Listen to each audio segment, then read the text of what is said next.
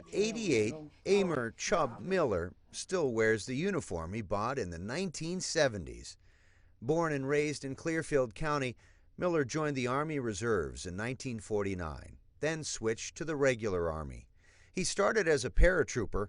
I spent 3 weeks down there. But his bout with polio made it impossible for him to run. And they said, you're no good, get out.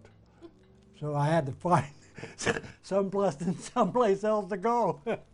Eventually, that place was Army Aviation. I loved aircraft. I didn't care whether it was fixed wing or rotor wing or what. It took him to Vietnam, repairing Hueys.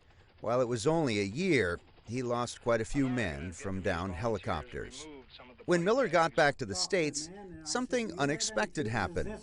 He was asked to join Army 1, one of the units that flew the presidents in various helicopters.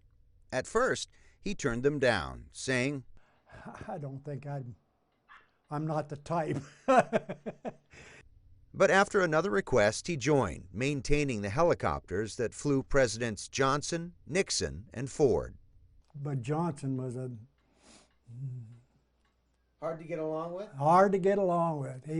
He wanted his aircraft now. Miller says his favorite was Nixon. One time he rode with Nixon to the Statue of Liberty. On another trip, he toured flooding in Pennsylvania. He'd get in the aircraft and he started talking. Talk. And he'd ask questions. Miller became the supervisor and was right next to Nixon when the president said goodbye for the last time from the White House lawn. Miller was retiring too, and in the chopper, when Nixon asked him what he was going to do next, Miller said, "I don't know." Nixon replied, "Me neither." Those famous moments and special times with presidents never filled the holes made by his fallen brothers. He can't shake his survivor's guilt. That's my responsibility. I should have been with him. I wasn't. He's dead and I'm not. He's learned how to soothe the deep scars he lives with today. It helps to talk about things that's happened to you and to the people that you work with. His wife says fortunately the pain and sadness hasn't stopped him from what he does best. He's a very good man to start with. He really is. And he's a very good husband. He gets plenty of attention in his uniform. People often ask him about his time in service and thank him for his sacrifice. Does that make any difference to you? It makes me feel better.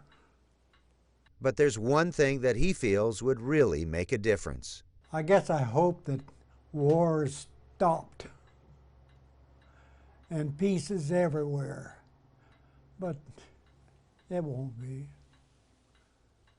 That's a hope. A tortured request from a veteran who could never really get used to the cost of war. And keep your eyes out for 88-year-old Chubb Miller. He still wears that uniform out to military appreciation events in the community.